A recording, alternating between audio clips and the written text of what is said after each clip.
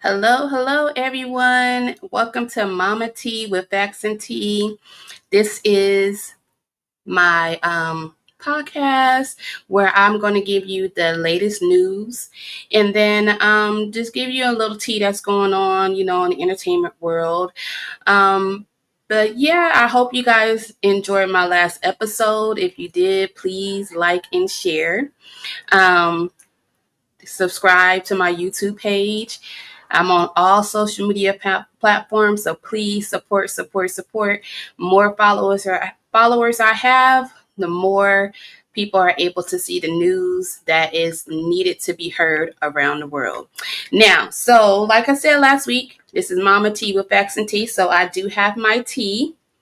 Okay, and if you guys can read that, it says hello there. This is one of Tabitha Brown's teacups. This is before we did the Target boycott, but you can still support Tabitha Brown. She has other items that are not at Target that you can support at other stores. Like I think she has like her own website as well. Her and her husband, they're selling perfume and cologne and things like that. So you guys can do your research on that. But yeah, that's a nice little black owned brand that I like to use. And then the tea that I am drinking tonight is raspberry tea.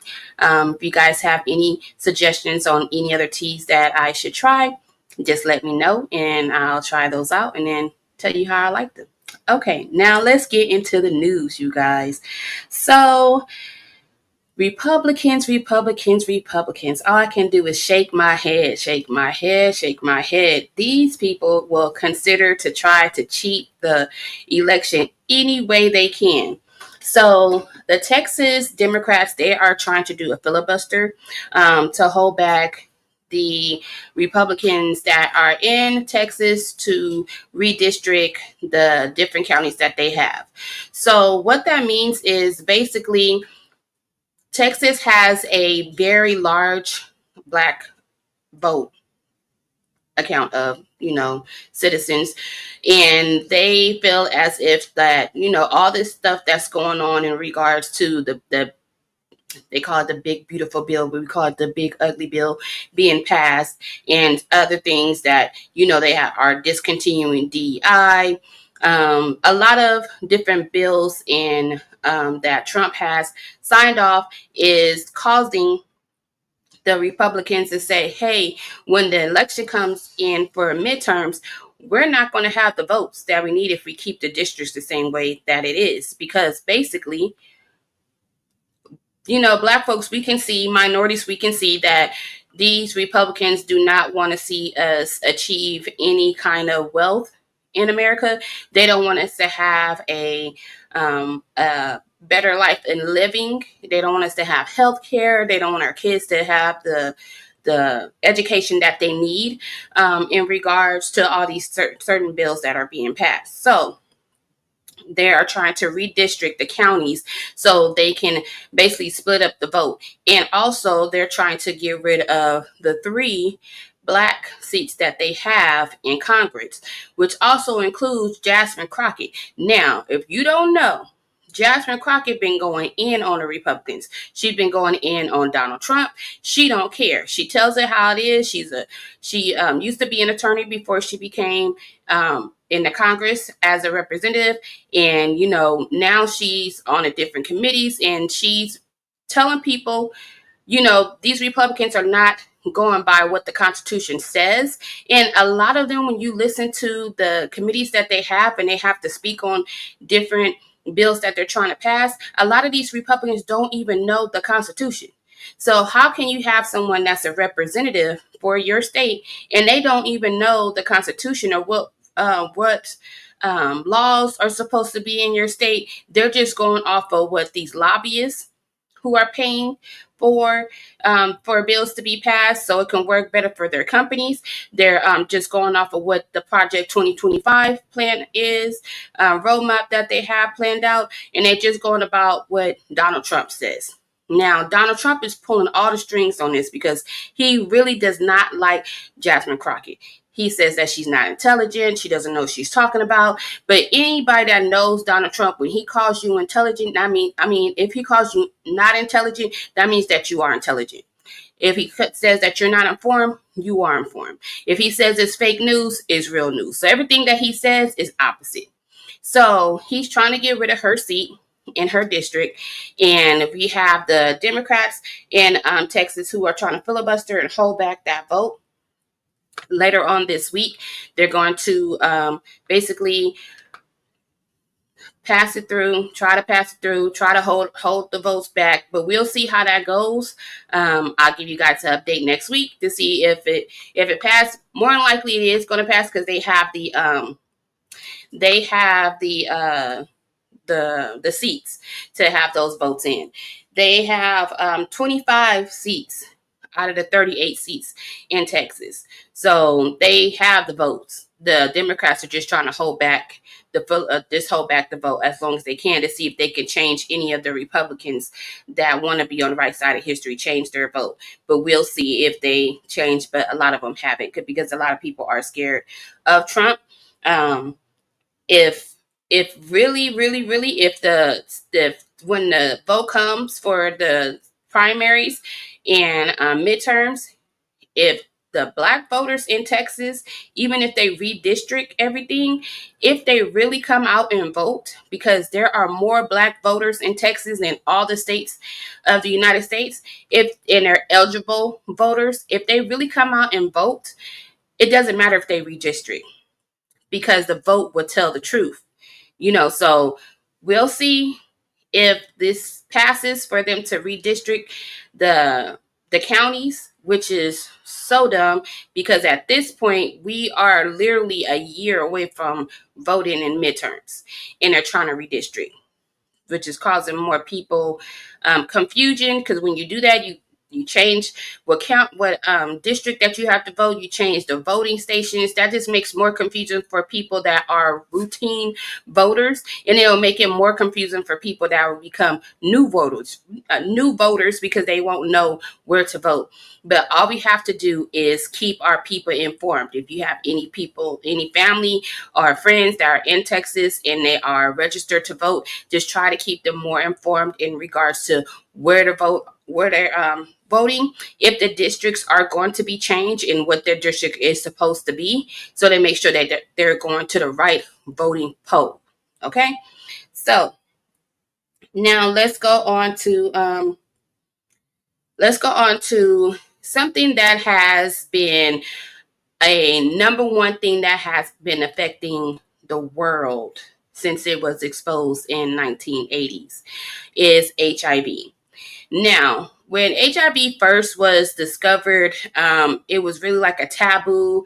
They didn't know where it came from. They didn't really have a cure. A lot of people were dying at a rapid pace in regards to HIV and AIDS.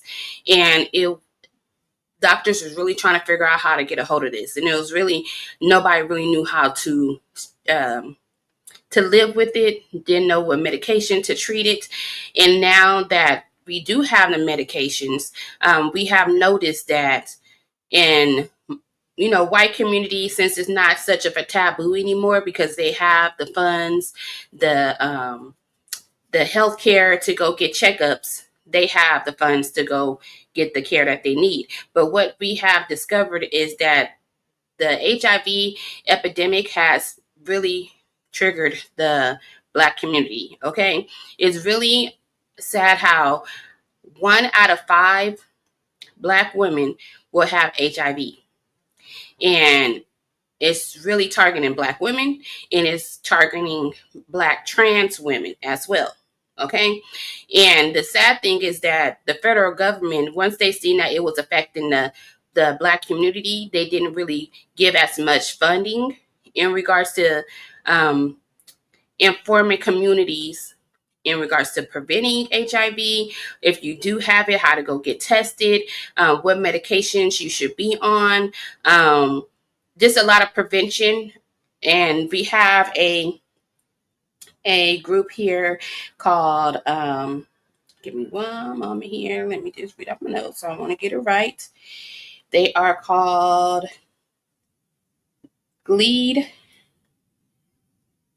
Hold on, let me make sure I got it right, you guys. Yes, it's called GLEAD. And they are ran by Dr. Nufo and singer Raheem Devon. Like, if you don't know who Raheem Devon, he's like a neo soul singer. I've seen him in concert. He does a great job singing. He decided to join this program because he knows that it affects a lot of Black communities, especially in the South. It in the South, they really don't have as much, especially the rural areas. They really don't have the education or the clinics to help people get the treatment that they have. So, what this program is going to be helping with is they're going to reach out to the community, and they're going to reach out to churches, high schools, and they're also going to reach out to the mayor of these down south cities to see how can they help to prevent HIV to be spread. How can we educate people more on getting tested, because a lot of people have a taboo of going to go get tested for sexually transmitted diseases. You have a lot of men that even don't want to get tested. They just go off of what, if their significant other, girlfriend, fiance, wife goes to the doctor, if they come back and all their results are okay, they feel like they okay and they don't have to go get checked. And everyone should know what their status is when it comes to your sexual history, and also not making talking about sex a taboo, because at the end of the day, even though as myself, as a being a parent, you don't want your kids out there experimenting and having sex, but if they are, you want them to be safe. You want them to be educated in regards to the different diseases and how can they can prevent them, how can they can protect themselves. And then the more information that you give to your kids, they can also spread to their friends as well, because that's where mostly, especially teenagers, they get their information from their friends, because or a trusted adult that they will talk to, because they really don't feel comfortable talking to their parents. But if you have the different programs that make it easy for those resources to be available, they will be more in tune to really to get that education out, to get that information out in regards to preventing themselves from getting HIV and not making it a taboo in regards to that. Um, let's see here. Give me one moment here, you guys. I want to give you guys some more information.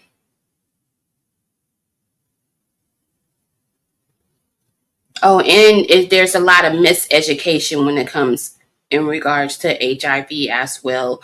So there's a lot of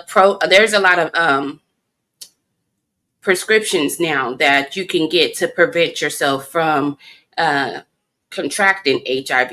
But you still want to be able to protect yourself as well, because everything is not 100%. So this, just go out to support, and and I hope this program really works, because as being a Black woman in a health care, it's just like there's no winning for us, So we just try to find out as many programs that can help us to keep us informed, keep us protected. If we are infected, don't feel like this is the end of the world. There are programs out there that can help you get the medication that you need, because some of these medications are expensive, especially if you don't have healthcare coverage. So just look up the program. Is spelled GILEAD, Sciences Program. So look up that program. If you know anyone that that has confided in you that they do have HIV and they are scared to go get tested, or they don't know what next steps they have, just look up that program. They'll be more than welcome to help you. They're seeking to use their funds in regards to helping the Black community. Okay, now we are going to talk about um, these Epstein files, y'all. Every day, Donald Trump is coming out like, why are we still talking about this? Why we can't move on? He keeps trying to just slide his way over, so he ain't got to talk about it because he know he in the files. And his DOJ, they told him that he was in those files in May, and now they have Maxwell, which is her last name, was the culprit with Epstein, and she's in jail. So they're giving her immunity, partial immunity, for her to talk about the Epstein files. What was her role? Who was involved? Who was going to the secret islands and things like that. So we're going to see how that comes out. We know Donald Trump is all up and through them files because they were like besties. Now he trying to slide his way over like, I didn't have nothing to do with that. I didn't have nothing. I wasn't invited to the island. You tell that to somebody else. You ain't fooling nobody. But so we gonna see what Maxwell has to say in regards to her appointment that she has. There was people speculating that when she already got done talking to DOJ, that she had some boxes taken in with her to the jail that she's located at. We'll see. I don't know. It's all these conspiracy theories, but I'll only go by facts. So we'll see how what is said, what is done. We'll see. We'll see if they really release all the real information in regards to the Epstein files, because a lot of the people that are supporting Trump, especially MAGA, they're really upset about these files not being released. So we'll see if they release them, because this is the thing that's holding that back, the Republicans, in regards to them trying to rally the MAGA people to be behind them in regards to this election that's about to come up for the midterms. And they're not going for it. If they don't get these files, they gonna like, they might sit out and not vote. Who knows? I don't know. But they need to release them files, because Donald Trump is not going nowhere. You ran on you're gonna release these files, and now you're trying to backpedal, and it's not happening. Okay, so we're gonna talk about Polo Ralph Lauren. They have combined a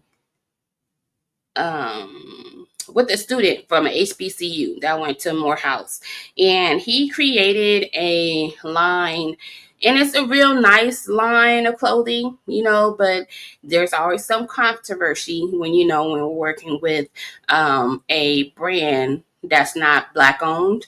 But we're going to get more into that in a moment. But the brand is basically, they're going off of the theme of the summer spent in Oak Bluffs and Martha's Vineyard. So it's like more like a preppy look. You got like little sweaters, and the sweaters across your neck, crossed, things like that. It's like really preppy look. It's a cute look. It is. I'm not gonna sit up here and lie. It is. And they have like Spelman logos on there, Morehouse. They're trying to support the HBCUs. Now the question is, in regards to them rolling out this form of apparel, is it really helping the Black community? Are they how much money are they contributing to the HBCUs? Are they just using the platform of the HBCU so they can get more people to buy their products? Or are they actually giving Morehouse, Bellman, whoever else is contributing to the creative style of apparel? Are they donating back to these HBCUs? If you don't know, HBCUs are very hard to find funding.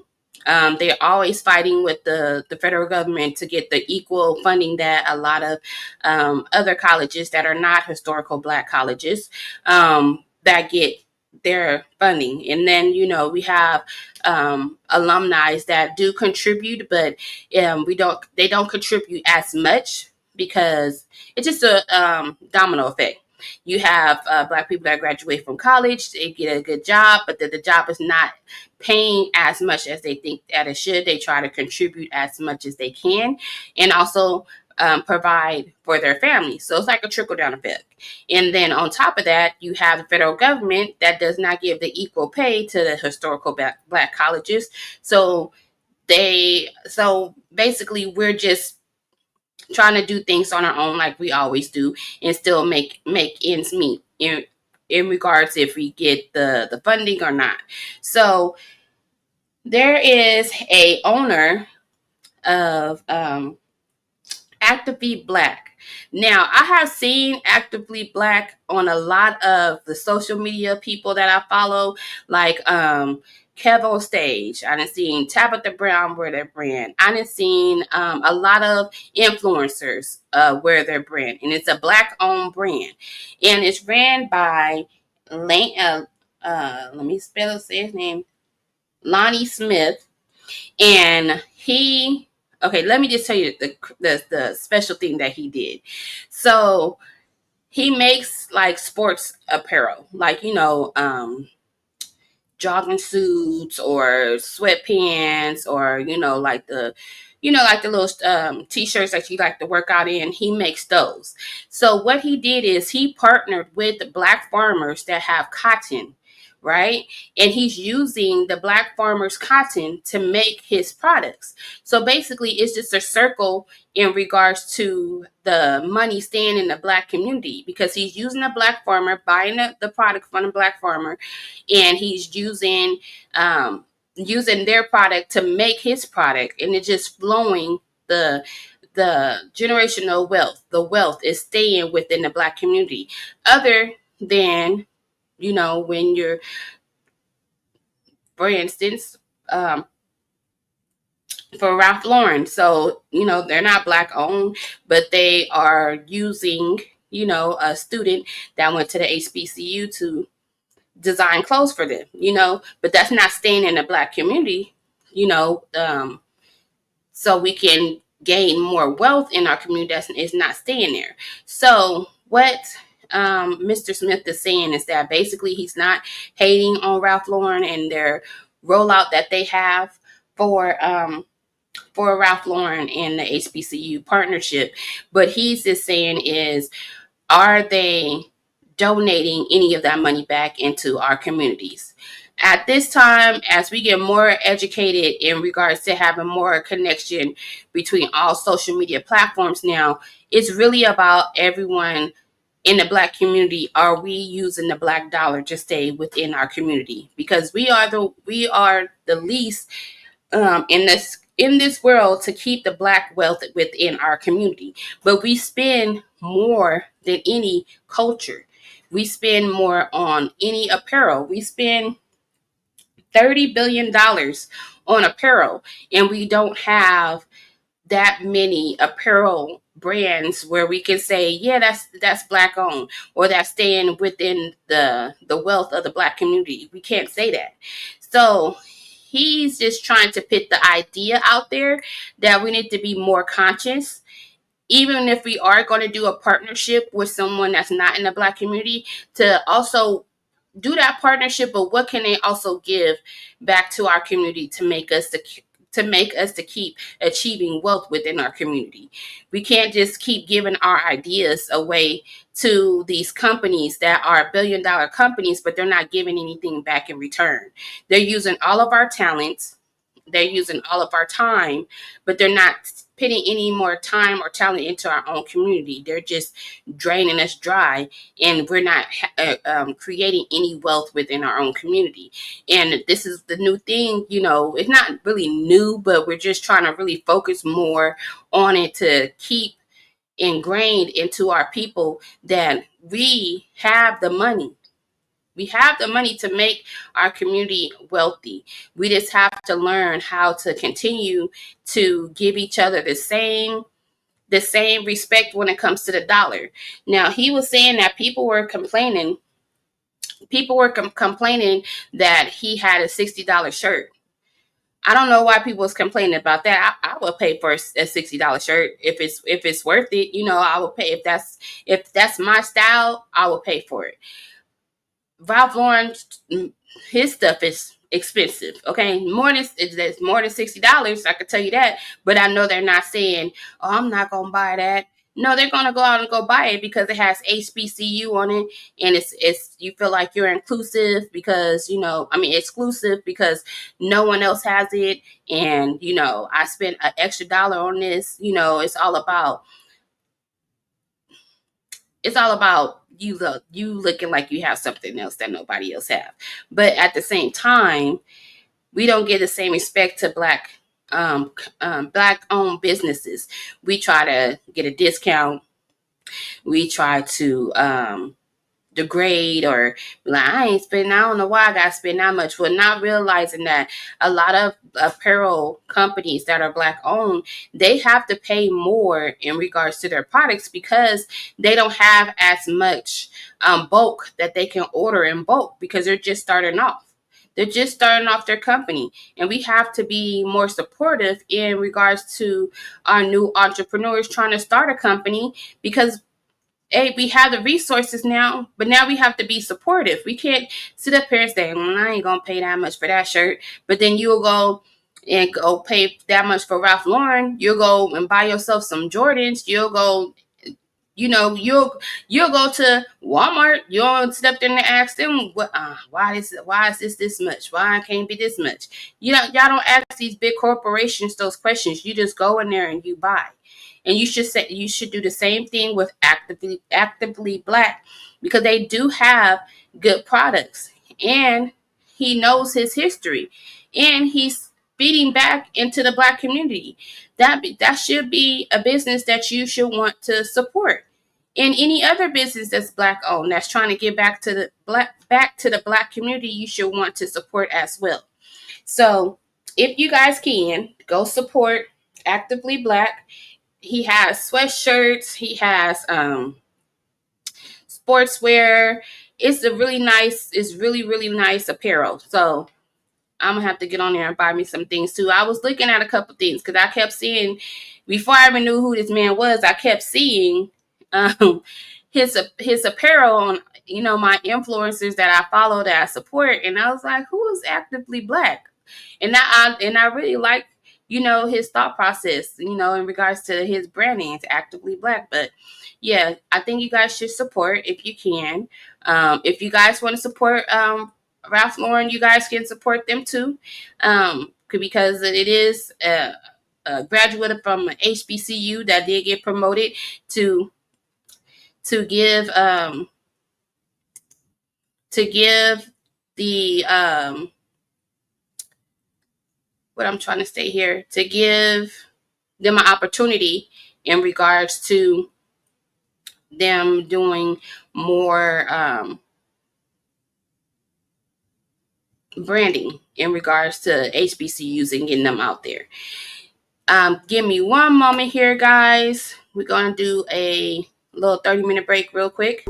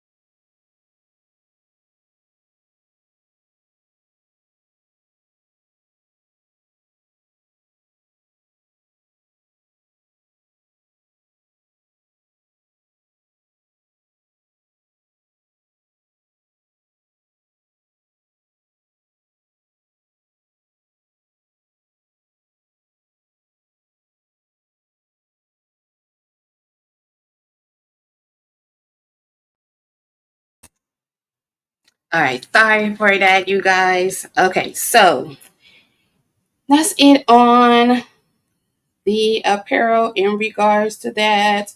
So last week I talked to you guys about William McNeil Junior, if you guys remember, that was the black man in Florida that basically was thrown out of his car by the police, and the police lied about the reports. So the sheriff basically came out and said that they're not going to press charges against those police officers. The DOJ is not going to do anything about it either. But we're just going to see how things play out in regards to that, because he does have attorney. So that's going to be a story that we're going to be on the lookout in regards to seeing what the outcome is going to be. His parents did speak on it. It was sad to see his mom and his father, which he said is his stepfather, but he said that's his child. Doesn't matter if he's a stepchild. They were upset in regards to how this incident did happen. So it was sad seeing that in the press that was released. So let's talk about Black women who are facing the struggles of losing their jobs. So since Doge went in and basically took out all federal payments, not payments, but federal jobs, to say that they were trying to reduce payments in the debt that we have as Americans, as the United States, we know that's a lie. We know that's a lie. Like they're up there just trying to say, oh, we're trying to save money, but never went to go look at the defense fund, which has most of the money that goes into the budget for the United States. So a lot of Black women have federal jobs, and also a lot of Black women had jobs that had to work with DEI. And so 100,000 Black women have lost their jobs since January. And since January, 26,000 federal jobs have been dropped. And it seems like they're not even coming back, which is sad to say. It's When I was growing up, everybody knew, like, oh, get you a federal job, you'll be set. They have good retirement. Um, it's a guaranteed job that you will have, but then you have an administration that comes in and just takes away your job just because. They don't even say like why you have to. And then I have some friends that still work as a federal worker, and they have to prove why they should have their job, which is sad. You shouldn't have to prove why you should have your job, but at the end of the day, we have to really look out for our Black women, because there are a lot of single moms, and a lot of them have lost their jobs. From April, from unemployment, it's gone up from 6.1%. Since May, it went up. I mean, it went down a little bit. It's 5.1%, but there's still more people that are losing their jobs because their jobs was connected to the federal government, was connected to federal contracts, was connected to, well, I'm trying to say,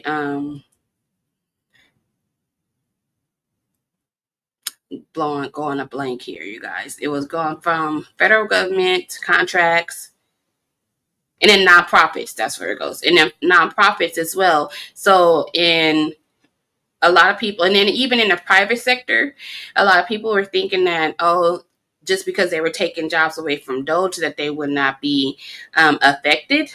But if you're in a private sector, you're also getting contracts from the federal government, and a lot of people didn't realize that a lot of jobs that they had were contracted through the federal government. Like a lot of veterans that voted for Trump didn't realize that DEI was also for veterans. So it's just a lot of miseducated people that did not know how this administration was going to affect them until it was too late. And so now it always trickles down to the people that's at the bottom pole, which is, when it comes to in the corporate world, is Black women. We will always be at the bottom. It goes white man, white woman, Black man, Black woman, and we're always at the bottom, and we're always affected the most, even though we work hard to get where we are. We are overly qualified, and we still don't get the jobs that we apply for, which can be frustrating, being a Black woman and working in the corporate world. But we still have to keep the hope that we are able to stay and keep our jobs, and then also be able to find another job if you did lose your job. These women have families, they have children, they have bills. They have elderly parents they probably have to take care of. So it's just a lot of stressors that Black women already have on a daily basis, but now they're added to their daily lives because most Black women are the number one breadwinner in their household.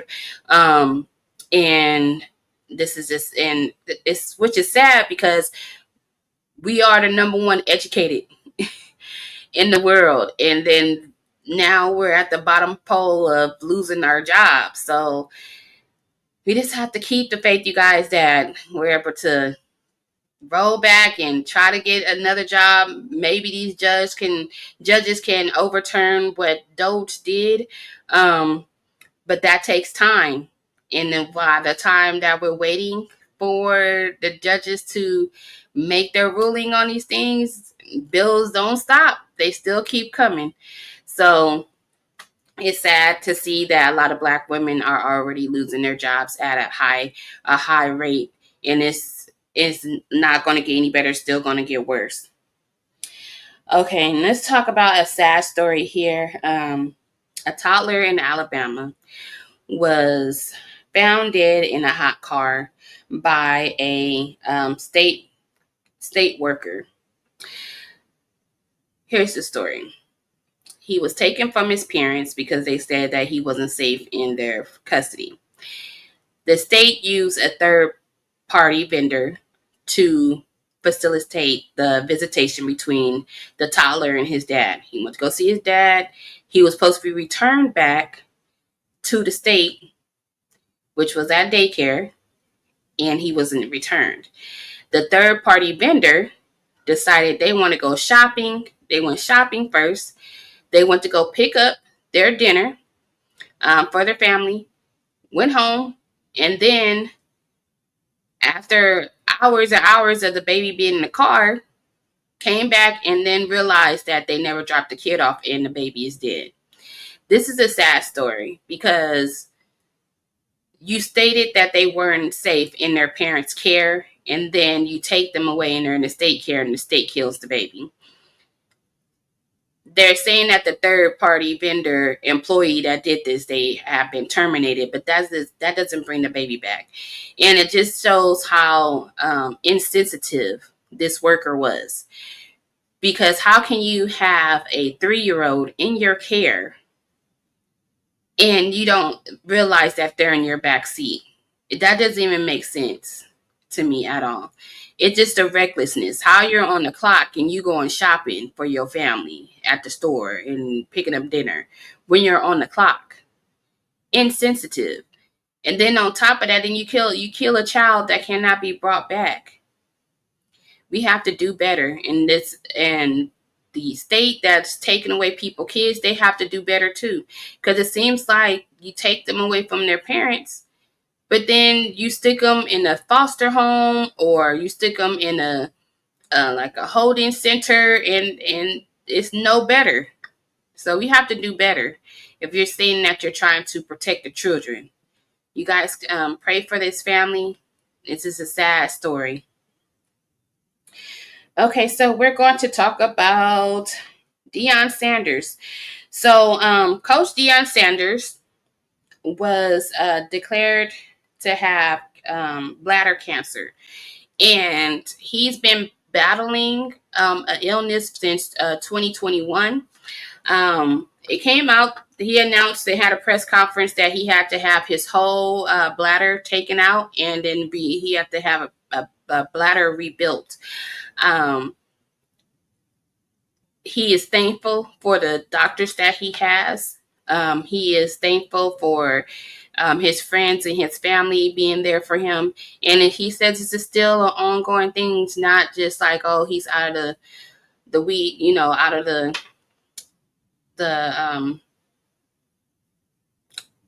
my brain is like he's out of the woodworks in regards to him not having cancer. So the thing is this is that yes, they took the bladder out of his body. The cancer is gone, but he's in remission. Because once you have cancer, it's not always, you can't always just say that you're cured. You can say you're in remission. So he's going to get back to coaching. Going to get back to doing his dad duties like he always does. Um, so just keep him in your prayers because this is a hard time right now. He's recovering. His doctor said that he's doing good. That he did take well to the new bladder that he has. He he has a joke because he has a sponsorship with the pins because he says that him and his grandson is in the same field right now. Sometimes he wakes up and he didn't use the bathroom on himself, and he just want to be transparent with everyone because he's not the only person that's dealing with bladder cancer, and he wants more men to get checked. Make sure you go to the doctor. So he's trying to be more transparent and make men feel more comfortable to go get tested.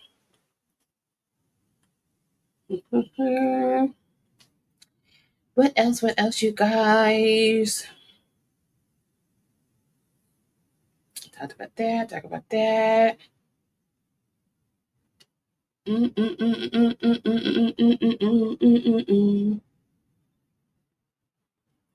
Okay, last thing I want to talk about is Donald Trump using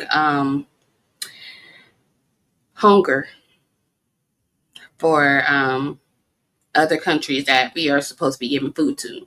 So this administration, I don't understand. I really don't. We have food that we give to other countries that are in dire need. And Donald Trump is like, I'm not giving no food. I'd rather have it burn to give it to hungry kids, starving adults. Um, it's just, I don't understand it. I really don't. So Donald Trump, this is just, I don't know. He's a character to me. And I know people that probably watched my last podcast and probably like, dang, she just be going in on this man. But I just don't understand. I don't understand his line of thinking. When it comes to humanity. He's supposed to be the president for all people, not just the people that voted for him, for all people. And we had certain programs that help other countries that needed help, and he just not having it at all. So I don't know. And then I don't know. I'm just gonna get off that soapbox because this man just irritates me. He does. I'm just gonna get off that soapbox. But then we have also the sad story that happened in New York, the mass shooting. We had a man that came off of the streets. This is what it looks like from. I'll give you more details later, but this is what it looks like off of the cameras. That he came off the street with a gun. He went inside the corporate building and shot up the first floor. Um, he got into the elevator by a woman coming down the elevator. He let that woman live. Got up to the 33rd floor and shot himself in the chest. Now, reports are coming out that he killed a police officer that only been on the job for 3 years. He had a wife. He had 2 children, and his wife is 8 months pregnant. I just say continue to pray for that family. I know it's hard to think that you tell your husband, I love you and see you later, and go to work, and he doesn't return. Pray for the civilians and workers that were inside the building, and they were shot and killed. Now, stories are coming out that he drove all the way from Las Vegas to New York. So from the West Coast to the East Coast, across country. And stories are coming out that he was basically upset about the NFL in that he believes that he has CTE, and that's why he shot himself in the chest because he wants his brain to be examined. The thing is this: there's reports that he had a mental illness. No details in regards to what illness he had, but he still had the right to carry a gun. And this needs to change. It needs to change when it comes to mental illness. If you get diagnosed with that, you should not have the right to have a gun. And then if you do have weapons, they should be taken from you. So things like this wouldn't happen. When it comes to CTE, there are many different stories in regards to how different football players are affected by CTE. And they try to state that you shouldn't let your children play contact tackle football until they're about 14 or 15, because the constant hit of your brain, the shaking and shaking and shaking in that helmet, causes damage to your brain. And everyone does not have the same effect when they have CTE. A lot of football players that have committed, unalived themselves, couldn't say that the word, have unalived themselves, have shot themselves in the chest, or caused a car accident or things like that, because they want their brain to be examined as well, because they feel that something is wrong. So as more come out in regards to this case, there's going to be a lot of talk in regards to the NFL, because he was trying to get to the floor of the NFL and he got on the wrong elevator and didn't make it to the right floor. So that's why he ended up just shooting himself, because he already knew that the police were coming and he wasn't going to have no chance. So might as well. So, yeah, we really need to work in America on working on gun control. We are already in the higher up 200s when it comes to mass shootings. Other countries have figured it out. I don't know why America does not want to figure this out. I thought when Sandy Hook happened, no, let me take that back. I thought when Columbine happened, I thought that, okay, it's going to be a change. But I really thought when Sandy Hook happened, I really thought that there was going to be a change. But it wasn't. And then we had the shooting with the kids in Texas, and that didn't make a change. And then we continued to have more shootings. And I don't understand why we don't want to have gun control. It's not a hard thing to have. It really isn't. Other countries done figured it out. They're living their lives. But then when they come to America, they have to, be on their P's and Q's, because we have mass shootings everywhere. At church, grocery stores, you're not safe anywhere. Corporate office, you go to work. So we as Americans, we really need to work on that. But we have so many other distractions in this administration that keeps us away from that. So I know leave it on a down note, but that's the last thing that I have for you guys. I don't really have any celebrity news like that, really. No, not really. No, really celebrity news. I am going to be watching. Nate Turn his name. Nate Jackson. Nate Jackson, the comedian. He has a Netflix special on Netflix, and if you like crowd work in regards to comedians, you should watch it. That's one thing I'm going to watch. So, if you guys have anything that you want me to watch, in regards to shows or any news that you want me to investigate, just let me know. Again, if you have any teas, can you drink some tea? You guys have any teas that you guys want me to try, just let me know. Remember to like, share. I'm on all social medias, on TikTok, Facebook, Instagram, YouTube. Same hashtag, Mama T with Facts and Tea. And the more that you guys share and the more that you guys subscribe, the more people will know about me. Thank you guys for watching tonight or during the daytime whenever you guys rewatch this. Until next week, you guys have a good week. Bye. Give me one moment here, guys. We're going to do a little 30-minute break real quick.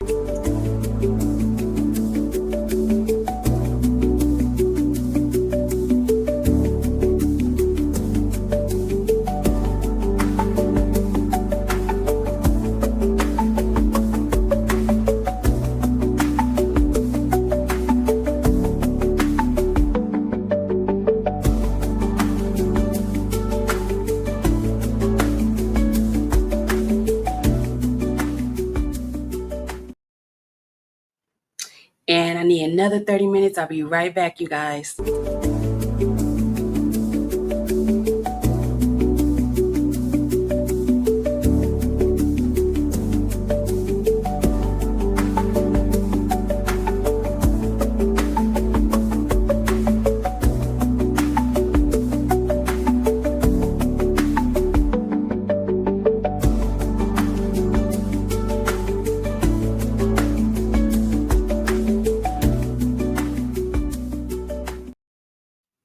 One more time.